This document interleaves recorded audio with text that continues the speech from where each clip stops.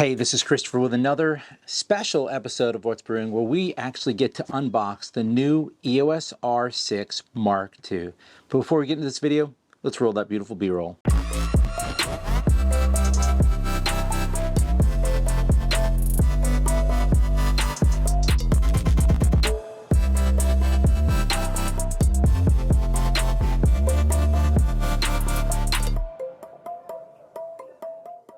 Hey everyone, Christopher here, and I'm so excited. This just came in.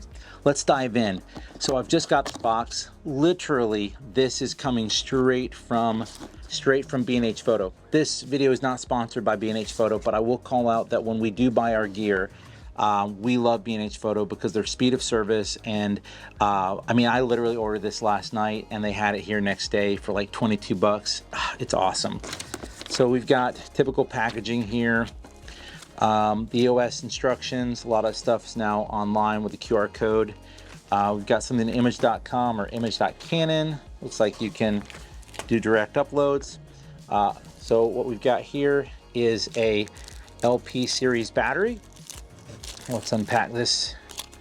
Yep, so this is an LP E6NH battery. It's got that special little tag here, letting you know that it's more optimized. There's that. Additionally, here you have a charger, so let's unbox that real quick. All right, so we've got a charger here, and I actually use Neeweer chargers. I'll put a link for that in the description below. That way you can take a look at that for yourself. We'll take out the plastic. We've got our straps. Now I collect these only for aesthetic reasons, just to have them. Again, video not sponsored by Peak Design. If you've not checked out Peak's products, they're amazing. I'll put a link for them in the description below as well. We have Peak bags, we have Peak straps, we have Peak everything. They're the peak of perfection. All right, so let's get into, first thing here is the kit lens that it comes with. When I was looking for this, Amazon, Canon, they were all sold out. And even on B&H Photo, I had to go and look for the body, and again, everyone's sold out because this is kind of the new hotness. This is actually a 24-105 non-L series, which means it's not necessarily water sealed lens. It was a really great lens, by the way. We actually have a couple of our staff who do video, and they use this lens. So this is actually going to get reallocated to one of our team members, Jacob. So good lens, again, 24-105. Honestly, the 24-105 L series lens, that's my workhorse. When I went to Tanzania, Africa, that is the lens that I brought along with the 7200 to do all of my filming, and it was incredible. All right, last piece here. We'll get this box out of the way. This is it. So we've got our beautiful Canon camera. That was almost bad. Right here. So let's take a look at this beautiful Canon R6.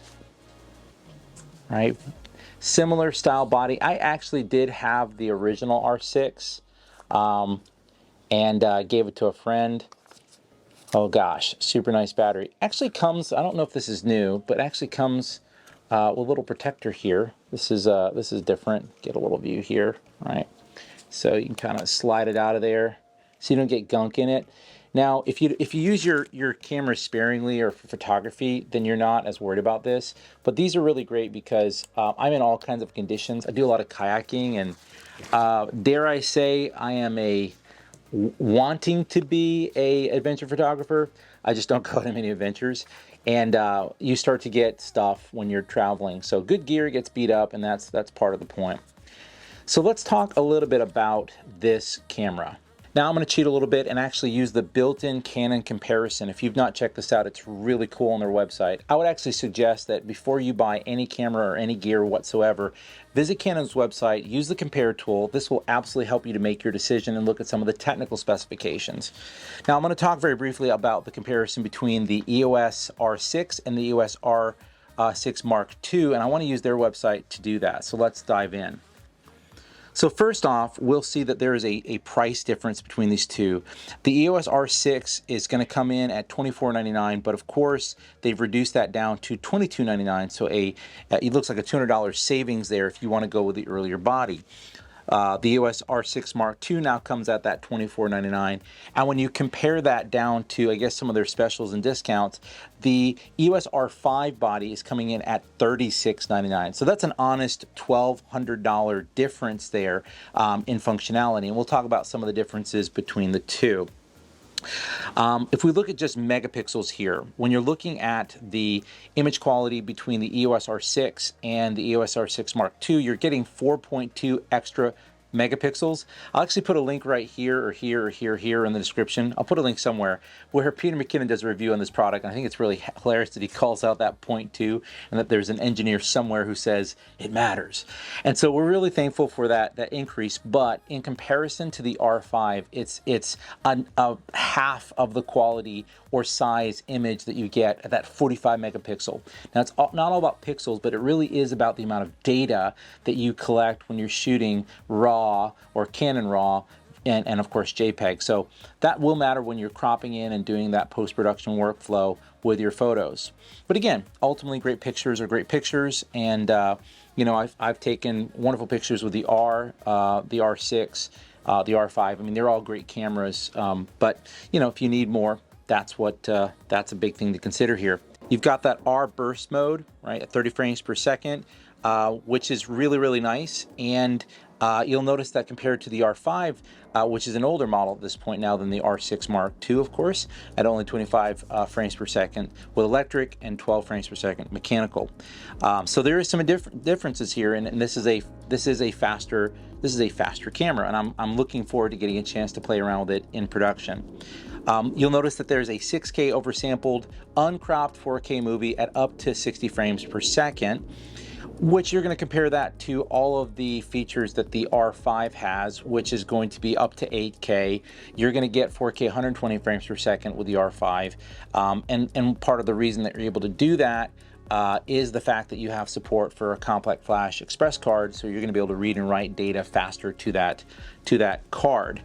Now, the in-body stabilization, up to 8 stops of shake correction with coordinated control image stabilization. And again, a lot of those features are unique to the R lineup with the in-body stabilization.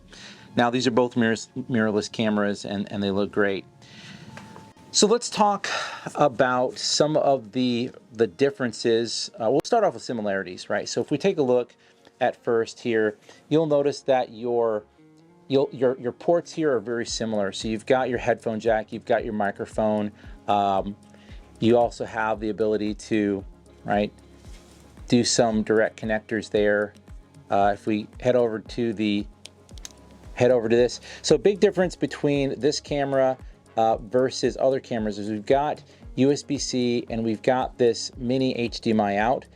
This is going to be similar to the R5, and some of the different models are going to have different HDMI adapters, which can be a little annoying, but it's just something to be aware of. So as we're moving around the body, you've got a normal flip out screen here, as is to be expected in 2022.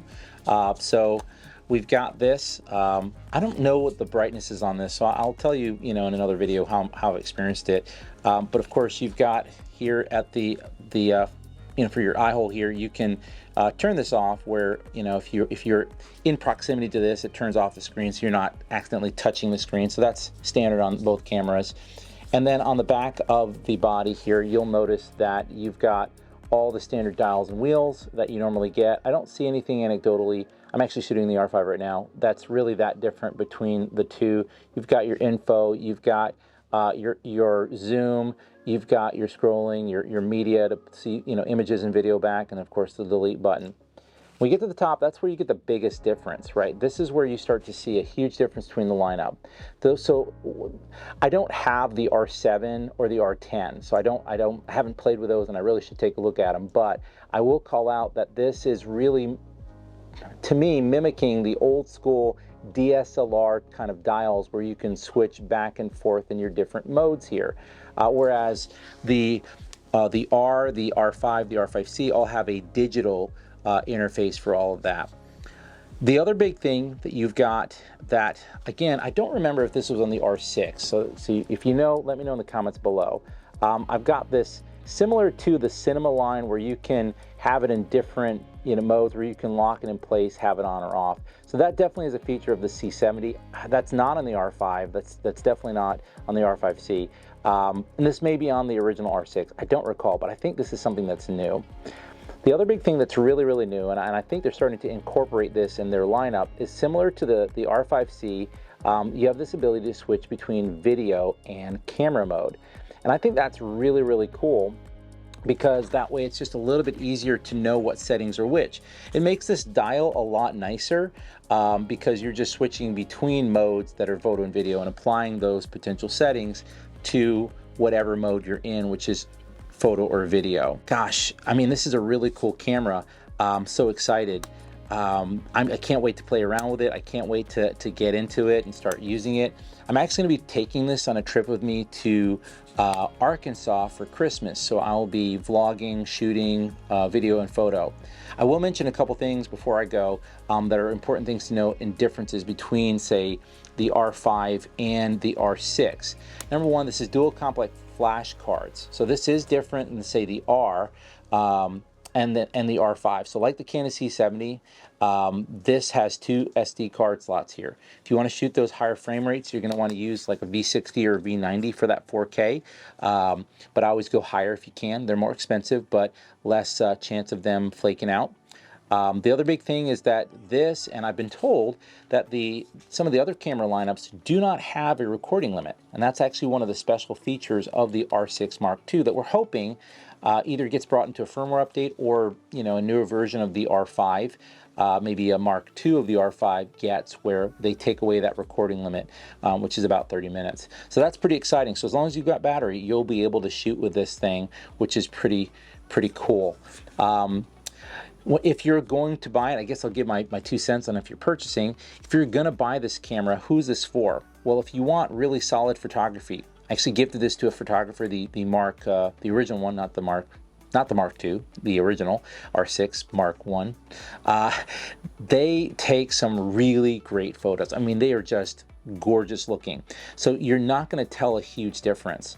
If you want to switch between photo and video mode very, very quickly, this is honestly the camera for you. It's really great. And at $1,000 cheaper, if you don't really need that 8K or 120 frames per second 4K, then the R5 is a little bit much. And for $1,000 less, you're getting a rock solid camera.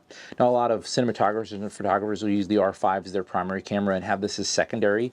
And this will probably become my primary photo camera when I'm out and about because it's just so versatile and it doesn't have the record limit. And I love the R5C. I did a video on it. You should go check it out. But one of the things about the R5C is the fact that you only get an hour battery life out of that thing. So 45 minutes with a 1 LP battery. If you put in a battery extender, you get an hour and a half. I actually saw an hour 45 minutes shooting an event this weekend. I was freaked out how long that was. I don't know if that was true or if it was just an immediate, oh, you get an hour and 45. But that's one of the big things I like about this. So I would say if you're a photographer and videographer, this is a solid camera, right? This is an absolutely solid camera.